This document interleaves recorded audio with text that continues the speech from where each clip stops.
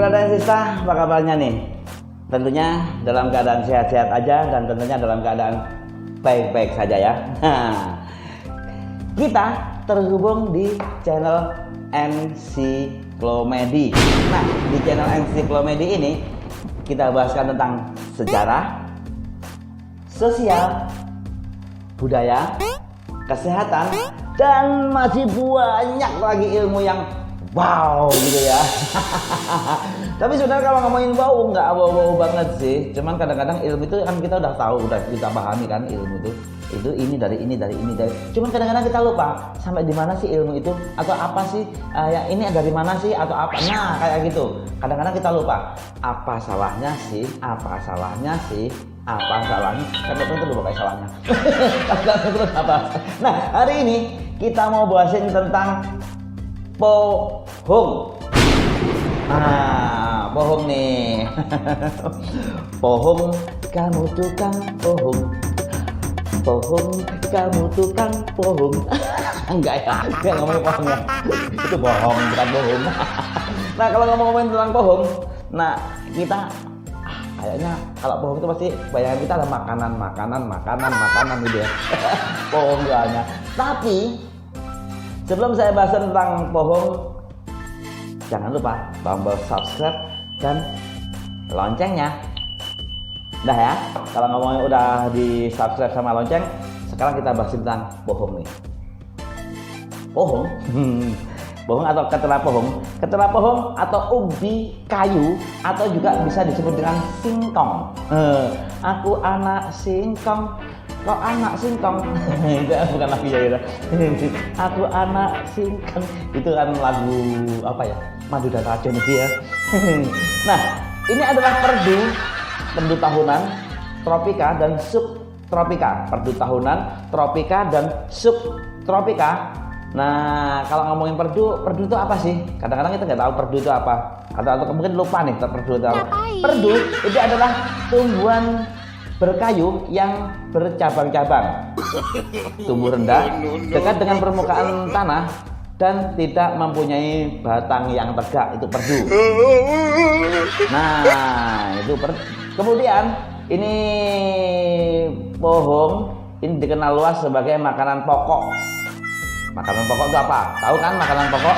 Makanan pokok adalah makanan yang menjadi gizi dasar. Makanan pokok biasanya tidak menyediakan keseluruhan nutrisi yang dibutuhkan oleh tubuh. Makanan pokok. Pohong termasuk loh makanan pokok. Nah, ini penghasil karbohidrat soalnya. Tahu kan karbohidrat itu yang apa? Karbohidrat adalah hidrat arang ya, sakarida, dari bahasa Yunani itu, sakarida itu. Sakarida nariri. Oh, bukan itu lagu-lagu itu. Termasuk apa ya? Ini sakarida ini termasuk gula, termasuk berarti gula. Adalah biomolekul yang terdiri dari atom karbon. Itu karbon. Wow. Nah, dan daunnya, daun pohong, tahu daun ya? Daun, ngerti kan daun? Pas gak ngerti daun. Daun touch me. Nah, itu bukan itu daun. Daun, bukan itu ya. Ini daun adalah salah satu organ tumbuhan yang tumbuh dari ranting, biasanya berwarna hijau, merah pun juga boleh ya. Dan terutama berfungsi sebagai penangkap energi dari cahaya matahari untuk fotosintesis. Itu loh, daun itu ternyata yang fotosintesis daun. Ini daunnya, daun ubi atau daun ketela pohong itu dijadikan sebagai sayuran. Saya nggak tahu sayuran, tak jelas no sayuran. Sayuran adalah merupakan sebutan umum bagi bahan pangan asal tumbuhan yang biasanya mengandung kadar air tinggi dan dikonsumsi dalam keadaan segar atau setelah diolah secara minimal. Diolahnya minimal aja, nggak usah kayak nggak usah sampai binget, enggak. Itu namanya bukan apa sayuran, itu beda lagi. Nah, kalau ngomongin perdu tadi ya, karena pohon itu adalah bagian tanaman perdu ya. Perdu biasanya mencapai 7 meter tingginya nih. Tinggi ya, 7 meter ya. 7 meter ya. Biasanya begitu. Nah, dengan cabang agak jarang, cabangnya agak jarang, kayak nggak ada cabangnya. Akar tunggang dengan sejumlah akar cabang yang kemudian membesar menjadi umbi. Akar yang dapat dimakan. Jadi ini kudukur terus akarnya itu melembung, nah, akarnya menjadi umbi. Ini yang bisa dimakan. Pohong itu seperti itu. Jadi yang dipangan itu oyot atau akar. Itu namanya pohong. Ukuran umbi rata-rata bergaris tengah, garis tengahnya 2-3 cm. Garis tengahnya 2-3 cm dan panjangnya sekitaran 80-50 cm. Panjang ya, lumayan ya. Ini tergantung dari ininya, dari tandure. Mau tandur nang pot cilik ini ya gak iso gede. Ini umbi atau ketela pohong merupakan sumber energi yang kaya karbohidrat, namun sangat miskin protein. Oh, ini jadi apa ya? Itu adalah sumber energi yang kaya karbohidrat, namun miskin protein. Tahu kan protein? Protein adalah kelompok biomolekul yang berukuran besar dan yang berbentuk dari satu rantai panjang asam amino itu ya, itu protein. Sumber protein yang bagus justru terdapat pada daunnya, daun tadi. Jadi daunnya itu sumber protein yang bagus.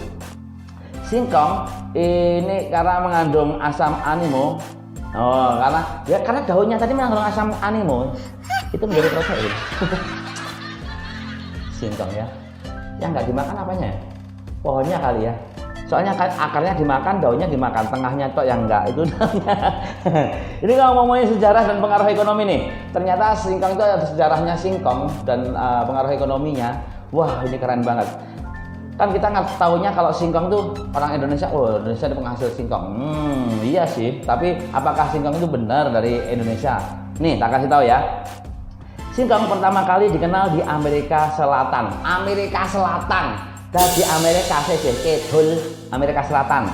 Kemudian dikembangkan pada masa prasejarah di Brasil dan di Paraguay. Sejak kurang lebih 10.000 tahun yang lalu. Waduh, udah 10.000 tahun yang lalu, udah lama banget. Bentuk-bentuk modern dan dari spesies yang telah dibudidayakan dapat ditemukan bertumbuh liar di Brasil Selatan. Balik meneh, Brasil Selatan itu tumbuh liar. Kalau sing nandur cokol-cokol karepe dengklik. Karepe dhewe. Gitu ya. Cokol-cokol karepe dhewe gitu ya. Bener-bener. Nah, ini kalau ngomong walaupun demikian bukti-bukti arkeologis budidaya singkong justru banyak ditemukan di kebudayaan Indian. Atau Maya, Indian. Nah, tepatnya di Meksiko, tepatnya itu di Meksiko dan El Salvador. Jadi tepatnya singkong itu dibudidayakan banyak sekali di Meksiko dan El Salvador. Nah, produksi singkong dunia diperkirakan mencapai, ini ngomongin produksi tadi kan ngomongin tentang ekonomi, faktor ekonomi. Ternyata produksi singkong dunia diperkirakan mencapai 192 juta ton pada tahun 2004 itu di Nigeria. Jadi tahun 2004 di Nigeria itu paling besar, paling banyak itu sekitaran 192 juta ton. Nah, kemudian setelah di Nigeria menempati urutan yang kedua, itu sekitaran 52,4 juta ton di Brasil. Brasil loh. Nah, di Brasil tuh ternyata gede juga, tapi walaupun itu separuhnya Nigeria. Nah, kemudian di urutan ketiga itu sekitar 25,4 juta ton itu dari Indonesia. Indonesia urutan ketiga penghasil singkong terbanyak nih, menempati posisi ketiga. Nah, kemudian 24,1 juta ton diikuti oleh Thailand. Setelah Indonesia, Thailand, kacek titik. Nah, kacek titik. Dengan kemudian ada di bagian produksi yang terbesar selain tadi yang keempat tadi kan ada Nigeria, ada mana tadi? Brasil, Indonesia, kemudian Thailand. Nah, ternyata di Amerika Latin dan di kepulauan Karibia itu juga Indonesia. Gitu ya. Ini kalau ngomongin sejarah-sejarahnya pada saat zaman Hindia Belanda dulu di wilayah Indonesia itu justru singkong itu awal-awalnya tahun 1810. Ini setelah sebelumnya dikenalkan oleh orang-orang Portugis. Ingat, orang-orang Portugis. Ini pada abad ke-16, ini dari Brasil. Wow, dari Brasil orang Portugis membawa ke Indonesia. Nah, di Indonesia ini malah justru bukan di Jawa, tapi di Maluku. Nah, ingat nih, di Maluku. Di Maluku sekarang udah nggak ada Maluku ya. Di Maluku ada. Di Maluku atau bisa kalau Maluku itu Sulawesi ya, di Sulawesi. Karena yang bawa orang Portugis kan ditaruh di Sulawesi, ditanam di situ, dan dia orang toli-toli sana ya, orang toli-toli itu menanam itu ya kan.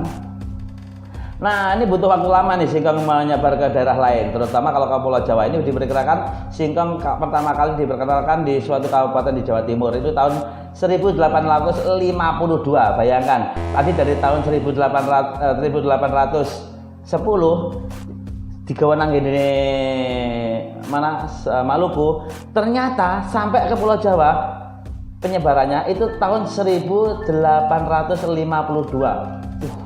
40 tahun lama banget nih. Ini bupatinya sebagai seorang pegawai negeri harus memberikan contoh yang bertindak sebagai pelopor. Nah, ini bupatinya sebagai pelopornya nih. Karena ini di Indonesia itu malah justru pertama kali kalau nggak salah itu di Trenggalek. Jadi di Trenggalek itu sudah mulai ada tumbuh singkong gitu ya, di Trenggalek justru itu pada tahun 1876. Loh, di Trenggalek aja 1576, padahal tadi masuk ke Jawa itu di tahun 1852 itu mulai tumbuh di Pulau Jawa. Nah, mulai sampai Trenggalek sampai segitu ya kan. Lama banget. Nah, kemudian kalau ngomongin tentang etimologi nih. Jadi etimologi dan sinonimnya singkong. Singkong adalah nama lokal di kawasan Jawa Barat. Singkong itu dari kata-kata singkong ya. Kata-kata singkong itu nama lokal dari Jawa Barat. Untuk tanaman ini nama ubi kayu dan ketela pohong. Sebenarnya namanya ketela pohong, tapi orang-orang Jawa Barat menamakannya singkong. Gitu ya. Ini kalau ngomong ketela pohong berasal dari bahasa Melayu dan secara luas nama ketela secara etimologi berasal dari kata Castilla. Wow, kita tahu kan Castilla. Castilla kenapa dinamakan Castilla ya? Karena ini dari bahasa lokal Jawa ini menyebutnya pohong, bahasa Bungkahe atau bahasa dari toli-toli sana ya, Gorontalo, toli-toli Gorontalo ya. Oke, brother sister, kita udah ngomongin tentang bohong, jadi kita jangan terlalu banyak bohong lah. Karena kalau kita bohong nanti ketahuan kita jadi malu. Bukan, itu namanya bohong. Itu bohong namanya. Oke, brother sister, thank you banyak udah ikutin di channelnya Encyclomedi dan jangan lupa selalu tombol subscribe juga loncengnya. Next ketemu lagi. Bye bye.